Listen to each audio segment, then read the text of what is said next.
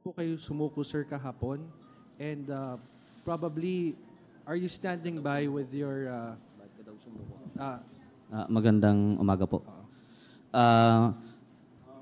Ano po, siguro ko po, ito na yung totoong tawag ng konsensya po eh. Napakahirap po mabuhay sa kasinungalingan. Napakahirap mabuhay sa isang buhay na mayroong direktor, mayroong mga nag-direct, nag-script ng gagalawin mo at gagawin mo. Ang hirap po mabuhay ng ganun eh. Alam niyo po, nung nagsalita ako sa Integrated Bar of the Philippines, kung nandun man yung ibang mga media noon na nandito rin ngayon, kung mapansin niyo po, gumagal-gal-gal nung salita ko kasi taliwas po sa loob ko yung sinasabi ko na binabasa ko sa script. Ang sakit po noon eh. Hindi po kaya ng, ex-convict ako. Dati, galing ako ng New Bilibid Prison. Nakulong ako sa Naga City District Jail. Galing ako ng Bureau of Correction. Pero hindi pa naman po ako gano'n na, yung level na ng tao na napakasama na. Kahit pa paano po may konsensya pa rin ako. Hindi ko po kaya na panindigan yung mga scripted lang na kwento na ngayong talo na yung mga kandidato nila, nararamdaman ko unti-unti na akong nilalaglag. At ang kinatatakutan ko, baka sila pang mag-eliminate sa akin kinalaunan. Dahil wala na akong silbi. Wala na akong silbi sa kanila. Sir, can you be more specific? Sino po yung mga tinuturo po ninyong manlalaglag sa inyo? Sino yung director? Actually, after this press conference, kung maniniwala pa ang taong bayan sa akin, although nasabi nga noon ni Senator Pampilo Lacson, zero credibility na ako, kung maniniwala pa ang taong bayan sa akin, after this, ang lahat ng nangyari sa ang totoong Narcolis, video episode 1 to video episode 5, yung nirecord ko nung nasa isang kumbento ako, lahat yon pawang scripted. Lahat yon pawang kasinungalingan. Kasinungalingan kasi may plano yung kabilang kampo, magpaputok ng issue para ma-divert yung attention ng tao, papataas ang rating ng administration candidate, samantalang walang pumapasok, particularly sa 8 diretso candidate. Kung may pumapasok man, magic nasa 13, 14, pababa, at 2 lang. Nung ginagawa ang video presentation ito, actually hindi po ito napakadali. 9 na buwan pinagplanuhan kung paano gumawa ng ingay ngayong darating na halalan. At hindi lang yung sa akin na pagsasalita, ang plano para doon. Maraming nauna. Katulad ng pagsalita ni Jojo Asierto na iniuugnay niya si Senator-elect Christopher Lawrence Bong Tesorogo sa isang Michael Yang. Kasama yon doon sa mga scripted ng grupo para umingay, para ma-divert yung tao, yung sambayanan sa talagang totoo na nangyayari sa bayan. At ito nga, yung paputok ng Kibikoy, para ma-discredit si Senator-elect Bongo, yung iba pang mga sangkot doon na politiko, na wala naman talaga. Nawala naman. Hindi totoo yun. Walang katotohanan, lahat-lahat yun. At yun, pawang orchestrated lamang ng mga nasa kabilang parte, which is the Liberal Party under the handling of Senator Antonio Sani Trillanes IV. Sir, nakausap mo mismo si Senator? Hindi lang nakausap. Ilang beses kami nagpupulong, nagpaplano upang isakatuparan ang Project Sodoma. Ang Project Sodoma ay isang proyekto para pabagsakin si Presidente Duterte at ang makaupo sa posisyon si Vice President Leni Robredo, hinahabol ni Senator Trillanes bago magtapos ang term niya ngayong June 30, 2019. Dahil kapag napabagsak si Presidente Duterte, ang uupo duly constitutionalize the Vice President of the Republic of the Philippines, Her Excellency Leni Robredo. And the Vice President will appoint from the Senate or from the House a certain congressman or senator to be the Vice President. And Sunny will be the line to become the Vice President. Yun ang pinakaplano ng ang totoong narcolist para sirain, mag-ingay ang taong bayan with the collaboration of the different church organization in the Philippines para magkaroon ng isa na namang mass movement pabagsakin si Presidente Duterte. Sir, bakit ka pumayag na magsinungaling kung totoo yung sinasabi mo ngayon? Sir, bago ako lumubog last August 2018, hindi naman po lingid siguro sa kaalaman ninyo na mayroong isinampa sa akin na affidavit complaint ang isang multi-level marketing company, yung Archer World Marketing Corporation. Sir, hindi ako ang siyang mastermind ng pageant na iyon. Isa lang ako sa staff ng Arjur Naga branch with the partnership ng Exodus P79 Marketing na hindi naman ako ang nagmamay-ari kahit i-trace nyo pa sa DTI. Isa lang akong marketing executive doon. Ako lang ang nakataya, pangalan ko ang nakataya. Ngayon, umabot ng 500,000 pesos ang pera na kakailanganin doon para ma-settle yun. Na-ex-convict na ako, ayaw ko by this time, maano pa ako, malagay na naman ako sa hot water, makulong na naman ako. Hindi ko na pinangarap ulit makulong pa. Wala akong choice. May mga nakakilala ako, may mga nakausap ako, hanggang sa nakilala ko si Senator Trillanes, nabuo ang plano na ito. Hindi lang si Senator Trillanes, kundi ang iba pa na staff ang iba pa na member ng Liberal Party. Katulad ng staff ni Senator De Lima, si Atty. Phil, at yung ibang staff, at mismong si Senator Risa Ontiveros, ilang beses din kami nagkaroon ng pag-uusap at deliberation. At lahat ng yan ginawa sa isang universidad sa Manila, pati ang Project Sodoma. Pagkatapos ng proyekto na yan, ang pangako, bibigyan ako ng pera, babayaran ako. Pag ang nakaupo, si Vice President Leni Robredo as President of the Republic of the Philippines, absolute pardon ako sa lahat ng kaso ko at bibigyan ako ng posisyon sa gobyerno. Inaamin ko, mali ko yon. Hindi dapat ako nagpadala sa ganon, kaya lang wala akong ibang pagkukunan ng source para maklear lahat yun. Kung nagawa ko man yun dahil sa pera, kung nagsinungaling man ako dahil sa pera, siguro panahon din para itama ko yung pagkakamali na yun para hindi pa huli. Alam ko na nationwide manhunt ako. At ayaw ko, at kung sakasakali man na mauhuli ako, buti ko nga makahuli sa akin organic nasa gobyerno. Paano? Kasi this past few days, after the election, nung wala nang pumapasok from the Ocho Derecho, naglaylo na sila. Si Senator Sunny Trillanes, hindi na nakikipag-usap sa akin. Yung chief security niya na si Junel, hanggang kagabi, tinatry ko, sabi ko, gusto ko makausap si Senator. May SOP daw, may protocol, kailangan dumaan muna sa kanya. Dati wala namang ganon. Bakit ngayon marami ng ganon na SOP? Dati marami kami doon. May mga security siyang pinapadala sa akin from Magdalo. Ngayon wala na. Mag-isa na lang kami doon sa condo, sa The Grove Residence sa Pasig City. Sa room 713-A na pagmamay-ari ni Lita Salvador na kung saan ang asawa noon, a certain Atty. Salvador, isa sa mga supporter ng Ocho Derecho at nag-contribute ng malaki sa Ocho Derecho campaign. At yun ang isa sa mga dami ni Senator Trillanes sa kanyang different properties sa iba't ibang parte ng Manila. Okay. Thank you very much. The next question will be coming from Mar Gabriel and to be followed by Leia Ilagan. Okay, Sir Bigoy ulit. Sir, may nabanggit kang pera. Magkano yung naging usapan niyo? 500,000.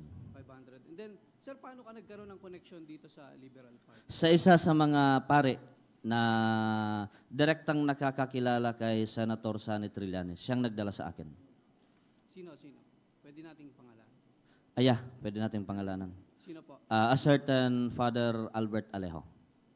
Sir, may mga inaakusahan kang tao dito. Ano yung mga ebidensya mo na magpapatunay na nasa likod mo nga sila nung ginawa mo? Hindi lamang ebidensya, nandyan yung continuous communication namin ng mga grupo sa iba't ibang communications ko.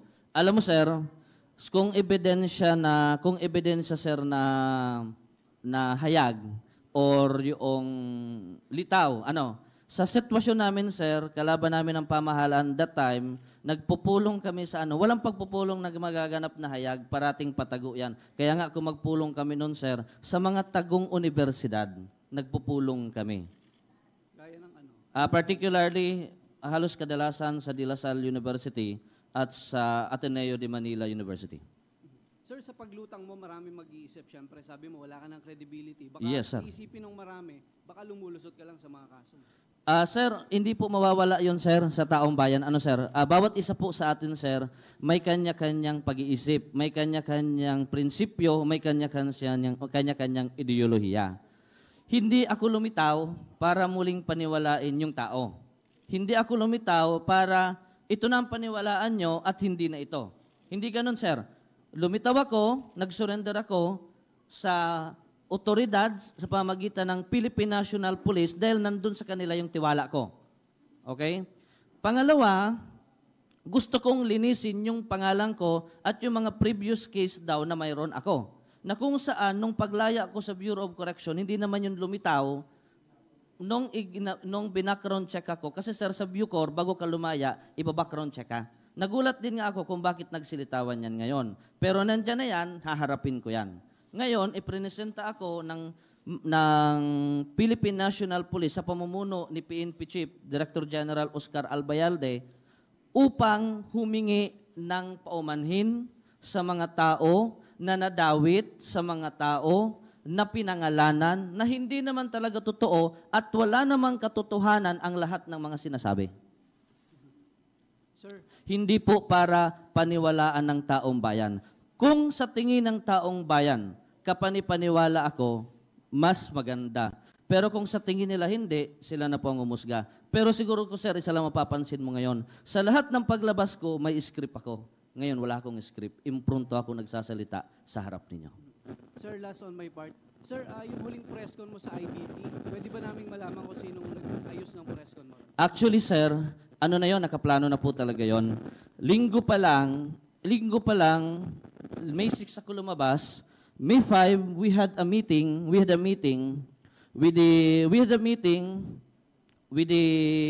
the Project Sodoma team. Nandun sila Sani, yung chief security niya, sila Junel, yung Magdalo Group, nandun yung iba't ibang religious organization, yung sa communications namin. Ang plano talaga, magpa-file kami ng kaso sa ombudsman. Kaya lang, yung abogado namin from the flag, headed by Attorney Chel Jokno, sila Tedet T, Chodoro T, Attorney T, yung dating nasa Supreme Court, tapos a certain Attorney Chito, kinuha yung serbisyo ni Attorney Abiel Pajardo ng IBP. Si Attorney Abiel Pajardo naman, ang suggestion, instead na pumunta sa ombudsman para mag-file, pumunta muna sa kanila at pagkatapos ng filing, pagkatapos doon, isusumiti ko yung sinumpaang salaysay ko, then it's up to them to determine kung mabibigyan ako ng free legal assistance through ng NCLA na pinamumunuan ni Attorney June Ambrosio. Okay, thank you, Lea Ilagan. Nakaplano na yan. Nakaplano na yon, May 5 pa lang. Hindi yun biglaan. Dun sa Bicoy, ang totoo narco list, 1 to 5, may mga dokumento ka dong binabasa, may mga code ng mga binabanggit mong tao at idinadawit. Sino ang nag-fabricate noon? Dahil sabi mo kanina, hindi lahat totoo. As per my personal knowledge, lahat yun dala palagi in different series of meeting ng grupo ni Senator Antonio Trillanes. Nakalagay yun sa brown envelope na dalawa. Ang sabi niya sa akin, pina-verify daw yun sa Anti-Money Laundering Council, yun daw ang mga account na existing, yun ang sasabihin ko sa video. At totoo na may script po yun, binabasa ko yun, at totoo pong ako talaga yun si Bicoy. Huwag na kayo magparahanap kung sino pang Bicoy, dahil ako talaga si Bicoy, at ako yung nasa likod nun. Kung naiba-iba lang yung boses, ako pa rin yun. Ako si Bicoy. Okay? May binabanggit ka din doon na dragon sa likod ni... Hindi totoo. Walang dragon tato si Bongo. Walang dragon tato si Bongo. Okay? Kaya nga, nung lumitaw sa episode 3 na may dragon tato si Bongo, naghanap na naman kami ng paraan para palitawin na may talagang tato siya at pinabura yung isang laro sa liga ng UNTV, kung hindi ako nagkakamali. Okay. Tapos kinalaunan nga, cleaner na naman siya ng UNTV. Di ba? Okay. So ngayon ma'am, tawag nito, kay Paulo, hindi ko alam. Ayoko kasi hindi ko alam kay Sir Paulo kung talagang may tato. Kasi during the Senate hearing ata noon kay Senator, sa Senate hearing, inadmit niya na may tato, kaya lang ayaw niyang ipakita. Hindi ko talaga nakita yon. Yung pagdadawit mo doon sa mga politiko sa Region 5 at sa Miss Bay, may katotohanan ba yun o fabricated din? Lahat yun, ma'am. Gagawa lamang. Inuugnay lang namin pilit na mayroon talagang isang sindikato na pilit inililihis kuno ng kasulukuyang administrasyon yung atensyon sa kanila at itinatago sa Riyong Bicol. Sinabi mo kanina na ang paglutang o pagsasalita ni former Police Colonel Asierto Nakaplano ay yun. kasama ng Sudomo. Nakamiting mo ba siya o nakaharap mo ba Hindi siya? lang nakamiting, ilang beses namin siyang nakasama. At kasama yon, advance party ko yon, si Colonel Jojo, kasi siya yung nagsabi na si Bongo kasama ni Michael Yang. Para dating kasama, mayroong alleged na ugnayan tapos ni Michael Yang. So para mas maging kapanipaniwala yung ang totoong narcolis, advance party, mind conditioning si Colonel Jojo Asierto. Saan mo siya nakaharap? Saang lugar? Sa iba't ibang pulong, particularly sa De La Salle University sa Ateneo de Manila. Thank you. Okay, thank you very much. That's Leia of UNTV. And now we'll go with the question from Mark Makalalat. Good morning, sir. Sir, nung nakaraan nakausap ko yung kapatid mo. Siya ba si Jomel? Si Jomari. Joseph De Leon Advincula, my youngest brother. Totoo ba na may threat sa buhay din nila? Tsaka may part sila sa pagsuko mo? Opo. Actually, sir, nung nararamdaman ko na ilalaglag na ako nung grupo dahil tapos na ang serbisyo ko sa kanila, babuti na lang, sir, yung kapatid ko, without my knowledge, nakipag-coordinate na rin pala siya sa pinsan ko na CIDJ. I have a cousin who is a CIDJ, a certain Ami Montales, and Major Ronnie Pabia. Mga kamag-anak namin yon. So, naghingi sila ng tulong, protection, kasi nung paglabas ko, may mga umaali-aligid na doon sa amin, dinudumog na sila ng tao doon sa bahay namin. Hindi mo na malaman kung kakampi o kalaban yung mga tao. Sir, yung kay Senator De Lima at kay former President Noynoy Aquino na may kinalaman din umano sa illegal drugs, totoo rin ba yun, sir? Gawa-gawa din po yun, sir. Gawa-gawa. Gawa-gawa din po yun. And sir, kung gawa-gawa lang lahat yan, sino gumawa ng script mo? Alin, sir? Itong sa 2019? Oo, sir. Pati yung mga episode 1 to 5. Okay. Ang Project Sodoma ay binubuo ng ilang katao. Hindi lang si Senator Sonny Trillanes, nandyan yung chief security niya. Hindi ko alam yung apelyido, pero tawag namin sa kanya si Junel. Junel o Jerome ang pakilala niya, pero Junel. Okay? Sa mga conversation namin, ang code ni Senator Trillanes sa grupo is Estela. Okay? Kaya tingnan niyo yung mga communication ko, yan yung code niya sa grupo. Ngayon, nandyan din yung staff ni Senator Laila de Lima at a certain attorney Phil ng Office of the Senator de Lima ng Senado. Si Senator Ontiveros, ilang beses pumunta din doon, hindi naman madalas. Pero dalawa sigurong pumunta doon sa Ateneo de Manila para sa mga pagpupulong, 2-3. Tapos, a certain Yuli Villanueva Ong, Communications, Vicente Romano, Boom Enriquez, then a certain businessman, Dan Songko. So sila yung mga nasa likod ng production ng Ang Totoong Narcolis. Last question, sir, on my part. Sir, yung kay Senator De Lima at kay dating Pangulong Noynoy Aquino, sino yung nasa likod nun? Yung script din nun, sir? NBP din yon. During the time sa Bucor, kasi kailangan magkaroon ng direct link na mismong si Senator De Lima talaga ay mayroon mismong sindikato ng droga. Kasi during the investigation of the House Inquiry, lahat lang sinasabi, tinuturo kay Dilima, through kay Junel, through kay Ronnie Dayan, through kay yun lang mga sinasabi. Pero kung sino yung tao na yon, siguro ko, hindi sa ngayon, ipinatitiwala ko na muna sa otoridad yon, yung mga tao na yon, but they are the personnel of the Bureau of Correction, na may matinding galit din kay Senator De Lima nung mga panahon na yon, kasi nung siyang nakaupo na SOG Secretary, nawala sila sa pwesto sa Bureau of Correction. Connect ko lang sir kasi nakadetain ngayon si Senator De Lima eh. So ibig sabihin yung kaso niya rin ngayon na may kinalaman sa legal na droga, possible din, nagawa-gawa lang din. Hindi ko masasabing possible na gawa-gawa. Ako po is inutusan lang nung tao from the Bucor na may galit kay Senator De Lima para gawin yun. Iba yung nangyari kila kila Herbert Colanco, iba yung nangyari kila JB Sebastian, iba yung nangyari kila Durano at sa iba pa. Yun, nagkaroon yun ng sunod-sunod na pag-uusap with the Department of Justice. At uulitin ko, hindi si DOJ Secretary Aguirre ang kumausap sa akin nun. Hibang grupo at hindi ka grupo ko yung nagsalita doon. Kasi ako sana yung pangpinali noon. Sir, yung sa Bucor, sir, ano ulit yung pangalan niya? Tsaka ano yung background nitong tao na to na kumausap? Katulad nga ng sinabi ko,